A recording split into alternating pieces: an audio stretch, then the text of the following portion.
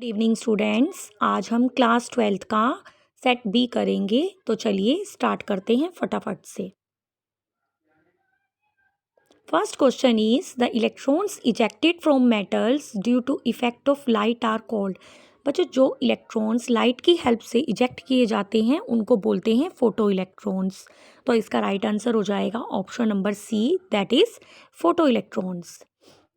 Question 2 is the path difference equivalent to pi by 4 phase difference is। यहाँ पर आपको क्या गिवन है? फेज डिफरेंस कितना? पाई बाय 4। आपको निकालना क्या है? Path difference. तो चलिए देखते हैं क्या फॉर्मूला इसमें अप्लाई किया जाएगा। बच्चों, इस क्वेश्चन में आपको फेज डिफरेंस गिवन है। कितना गिवन है? Pi by 4।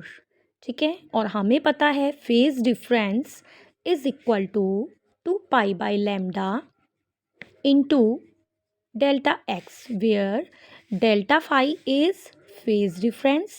जैसा इसका नाम है डेल्टा फाई से फेज डिफरेंस, और जो डेल्टा एक्स है वो हो जाएगा पाथ डिफरेंस।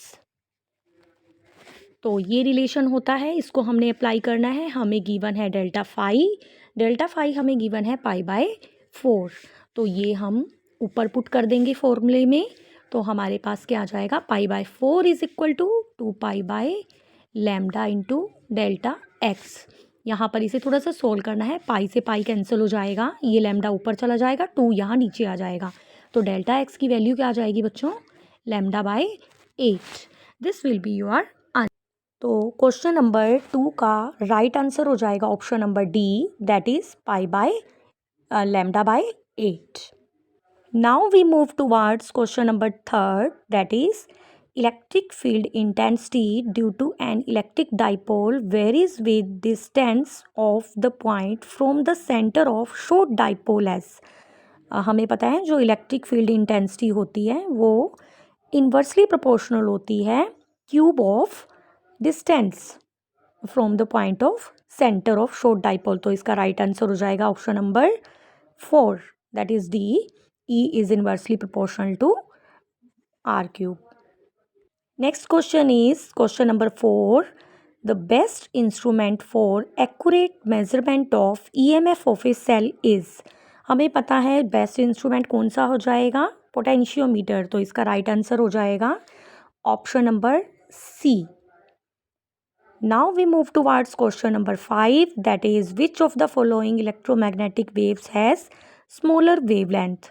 सबसे कम वेवलेंथ किसकी होती है बेटा? जो पढ़ते हो x ray, radio waves, visible light, micro, इनको सबको सीरीज़ में आपने पढ़ा होगा।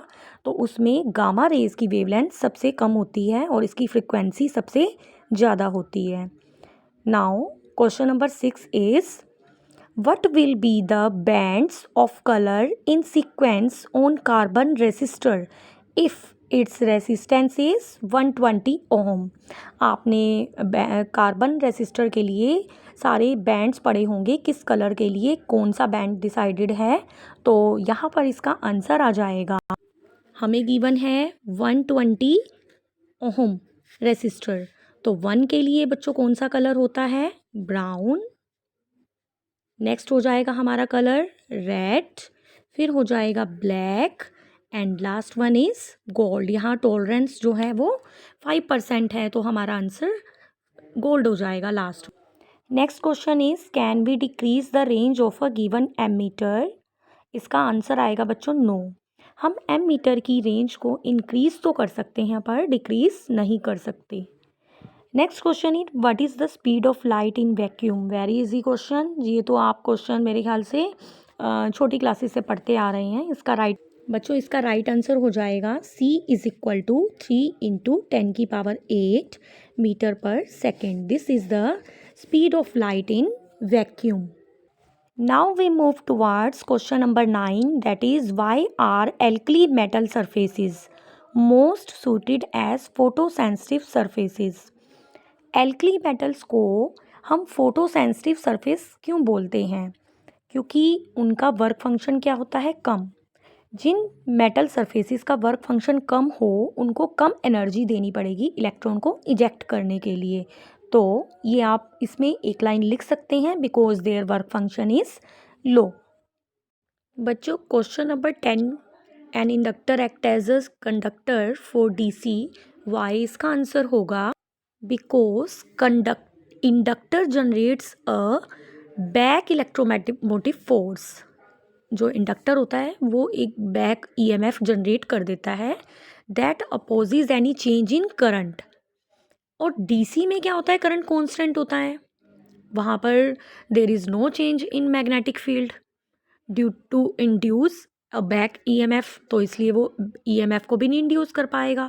तो इंडक्टर ज़्यादा टाइम तक करंट को रेसिस्ट नहीं कर पाता, तो करंट को फ्लो करना स्टार्ट कर देता है, जिसकी वजह से वो एक कंडक्टर बन जाएगा। तो ये इसका राइट आंसर हो जाएगा। Next question is question number 11, the Boolean expression for NAND gate is. बच्चों नैंड गेट के लिए बुलियन एक्सप्रेशन आ जाएगा y is equal to a dot b का bar. Next question is capacity can be increased by connecting different capacitors in. आपको पता है अगर हम कैपेसिटर्स को सीरीज़ में लगा दें तो कैपेसिटी डिक्रीज़ हो जाएगी, अगर पैरेलल में लगा दें तो इंक्रीज़ हो जाएगी। तो इसका राइट आंसर हो जाएगा in parallel. Next question is average power consumed per cycle in an ideal capacitor is 0। इसका आंसर हो जाएगा बच्चों 0। Question 14 is the relation between angle of incidence I, angle of prism A and angle of minimum deviation for a triangular prism is. बच्चों आपने prism formula पढ़ा होगा, उसमें जो न्यूमिनेटर पर आपका रिजल्ट आता है, क्योंकि mu is equal to sine i by sine r लेते हैं हम वहाँ पर, तो आई वाला फॉर्मूला लिख देंगे। इसका आंसर हो जाएगा I is equal to A plus delta M upon 2। ये रिलेशन हो जाएगा where A is angle of prism, delta M is angle of minimum deviation, और जो आई है वो क्या है, इंसिडेंट एंगल या एंगल ऑफ इंसिडेंस, ये भी लिख सकते हैं आप इसको। सेट ए का लास्ट क्वेश्चन है isotones are the nuclides which contain. बच्चों आइसोटोन्स होते हैं जिनके सेम नंबर ऑफ न्यूट्रॉन्स हों और प्रोटॉन्स डिफरेंट हो। तो आप कंटेन के बाद लिख सकते हैं सेम नंबर ऑफ न्यूट्रॉन्स। ये इसका राइट आंसर हो जाएगा। बच्चों आज के लिए इतना ही। Thank you.